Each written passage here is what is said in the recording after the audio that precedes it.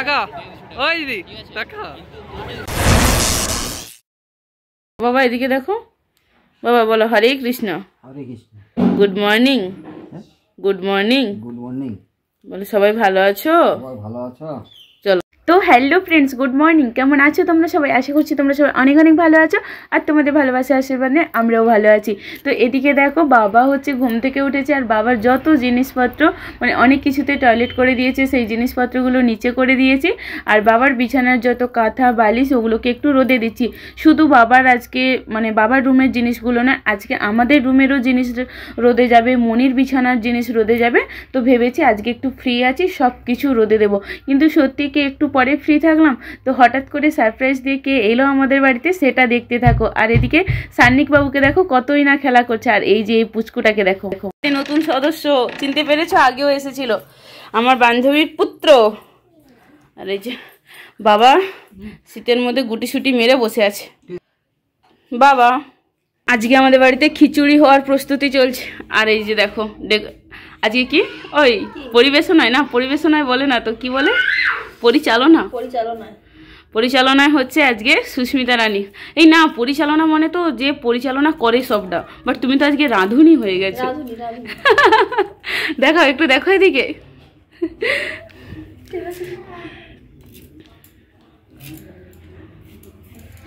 দেখো গাজর বিনস সব কিছু কাটছে। কাকিমা এখনো আসেনি, আর আমার অবস্থাটা বুঝতে পারছো। না না ক্যামেরা ধরছি বলে ভেবো না যে শুধু ক্যামেরা ধরেই করছে আর বান্ধবীকে দিয়ে খাটাচ্ছে, একদমই নয়। ওপরে যত জিনিসপত্র আছে, যা কিছু আছে, ছাদ পরিষ্কার সব কিছু আজকে দায়িত্ব আমি নিয়েছি। আর সব থেকে মজার বিষয় হচ্ছে আজকে যদি জানতাম যে ও আসবে, তাহলে হয়তো এত কিছু প্রোগ্রাম আমি রাখতাম না। ও হচ্ছে না জানিয়ে হঠাৎ করে চলে এসেছে। মানে আমি না মুড়ি খাচ্ছি, ওকে দেখে জাস্ট মানে মুড়ি আর না ঢুকে ওকে দেখে হাঁ হয়ে গেছে, এরকম একটা ব্যাপার আর কি। তো যাই হোক, আজকে এমনিতেই বাড়িতে খিচুড়ি হতো, আর ও খুব খিচুড়ি পছন্দ করে আর খুব ভালো রান্নাও করে। তো নিজে থেকেই বললো আজকের খিচুড়িটা আমি রান্না করব। তো তাই ও নিয়েছে। আমাকে দেখে আমি হাঁপাচ্ছি, মানে কিছু কিছু কাজ ছেড়ে তো আমাদের সামনে একটু একটু করে ক্যামেরা নিয়ে কাজ করছি। তো যাই হোক চলো, এখন আপাতত একটু টাটা করতে হচ্ছে, একটু পরে কথা হচ্ছে, ছাদে যাব না। তার আগে যে দেখো হাতে খাতাবেন কিছু জিনিস হচ্ছে ভুসিমাল বাজারে আনতে হবে, যেমন ঘিটা নেই, আর একটু চাল ডালটা লাগবে খিচুড়ির জন্য, ওইগুলো মনিকে দিয়ে আনাবো। তাই হচ্ছে ওকে খাতায় লিখে দিই। হাঁপিয়ে যাচ্ছি কত তাড়াতাড়ি করে সব কিছু কথা বলতে বলতে।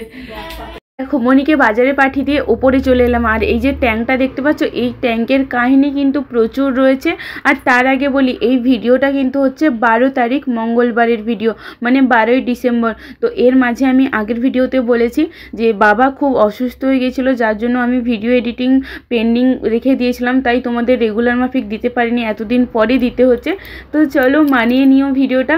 তো দেখো এই ট্যাঙ্কটার ওপরে না একটা পেপার দিয়ে ছাউনি ছিল, তো ওটা নষ্ট হয়ে গিয়েছিলো মাঝে। তোমাদের দাদাভাইকে অনেক করে বলেছিলাম যে ট্যাঙ্কটার ভেতরে কিন্তু জল শোষ করে যাবে, নষ্ট হয়ে যাবে। ও বলছিল না না কিছুই হবে না, ওর মধ্যে জল ঢুকবেই না, ও তো এক সাইডে আছে। আর দেখো ঠিক আমার কথাই লাগলো, প্রত্যেকটা জিনিস নষ্ট হয়েছে, প্রত্যেকটা প্রায় জিনিসপত্র নষ্ট হয়ে গেছে। শুধু ব্ল্যাঙ্কেটগুলো যা ভালো থেকে গেছে, আর পুরো ছাদরা জুড়ে এত জিনিস এত কাজ ছিল যে আর কোনো ভিডিও ক্লিপ নিতে পারিনি। একদম সন্ধ্যায়, এই যে দেখো একদম সন্ধ্যায় এসে তোমাদের সঙ্গে দেখা করলাম। তো এই যে এখন বাজে প্রায় 7টা, আমরা এসেছি মেলাতে। না বাবুকে নিয়ে আসিনি, আমি এসেছি, আমার বান্ধবী এসেছে, ওর ছেলে, আর পাঁচু ভাই, সহেলি বোন আর সুমন ভাই এসেছে আর কি। তো যাই হোক, আমরা এখন সহেলি বোন আর সুমনের জন্য অপেক্ষা করছিলাম, কেননা সহেলি বোনও পড়াতে গেছে, ওকে নিয়ে সুমন ভাই আমাদের সঙ্গে মেলায় মিট করবে বললো, আর আমরা ওর জন্যই অপেক্ষা করছিলাম। তো এদিকে দেখো বাবু কত খেলছে। এই যে দেখো লাল গেঞ্জি পরা দেখতে পাচ্ছ, আমার মানে সুস্মিতা দিভাইয়ের মানে আমার বান্ধবীর ছেলে।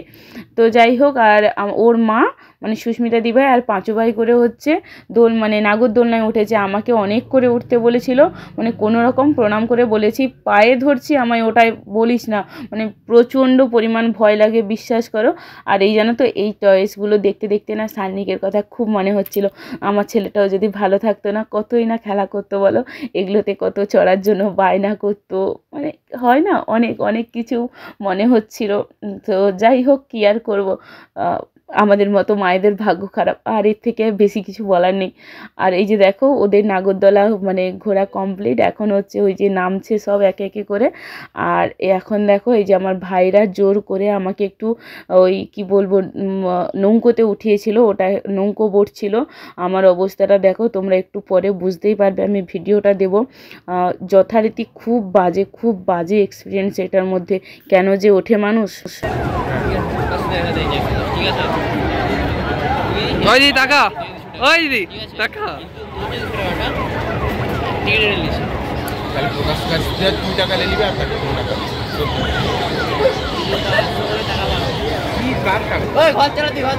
এই যে দেখো স্টোলটাকে চারিদিকে মুড়ি টুড়ি দিয়ে মানে আমি জাস্ট চোখ বন্ধ করে বসেছিলাম, মাঝে মাঝে চোখটা খুলছি যখনই মনে হচ্ছে নিচে এতটা উঁচুতে উঠে গেছি, বাপরে, মানে তখন তো চোখটা বন্ধই করে দিচ্ছি। আমি এর আগের বছরও উঠেছিলাম ভাইদের কথা রাখার জন্য, তখন তো পুরো নেমে মানে সেই বমি করা অবস্থা, খুবই বাজে। তাই আমি অনেক করে বলেছিলাম প্লিজ নামিয়ে দাও, প্লিজ নামিয়ে দাও।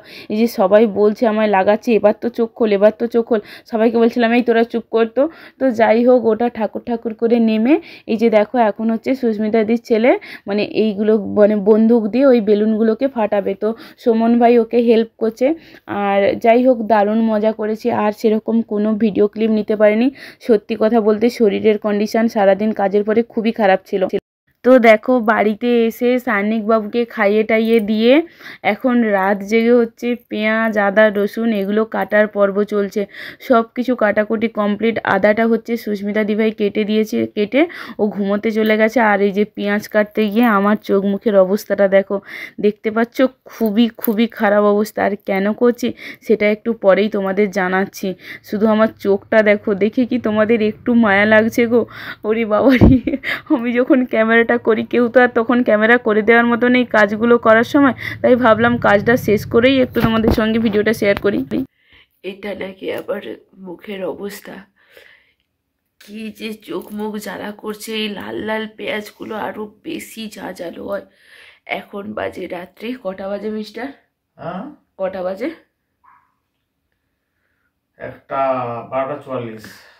12:44। অ্যানিভার্সারির দিন আমি নাকি বসে বসে কাঁদছি। এটা কষ্ট হয়নি মিস্টার তোমার? কষ্ট হবে, ফল তুমি পাবেই। কি কষ্ট দেখেছো? নিজের পাশে শুয়ে আছে আর আমি বসে বসে এইসব করছি, আমাকে বলছে এই কষ্টের দাম তুমি পাবেই। তো যাই হোক, মানে আজকে হচ্ছে 12 তারিখের রাত, কিন্তু 12টা বেজে গেছে বলে তাই অ্যানিভার্সারি বলছি। আর 13ই ডিসেম্বর হচ্ছে কি আমার অ্যানিভার্সারি পার্টি। এই ভিডিওটা তোমরা কয়েকদিন পরে পাবে। আর বিশ্বাস করো আজ এত খাটাখাটনি গেছে যে মানে কি বলবো, আমার কোমর হাত পা কিছুই চলছে না। তোমাদের মেলাতে গিয়েও একটু করে আমি ভিডিও শ্যুটটা দিয়েছি, তো আর শরীর টানছে না। সবাই ঘুমিয়ে পড়েছে, তোমাদের দাদাভাই বসে মানে শুয়ে আছে, দিয়ে ওর ফোনে কী সব কাজগুলো করছে। আর আমি এই যে বসে বসে সব কাজগুলো গুছিয়ে নিলাম। কালকে সকালে হচ্ছে দোকানের মানে রান্না যাবে, সকালে মনে হয় 8 কিলো মাংস, আবার সন্ধ্যায় 8 কিলো মাংস। তো এতবার করে সান্নিক বাবা তোমরা সবাই জানো যে অসুস্থ, মানে তো সবাইকে সঙ্গে করে নিয়ে এতবার করে মশলা টশলা করা সম্ভব নয়। তাই আগের দিন রাত থেকে আমি সব কিছু রেডি করে রেখে দিলাম।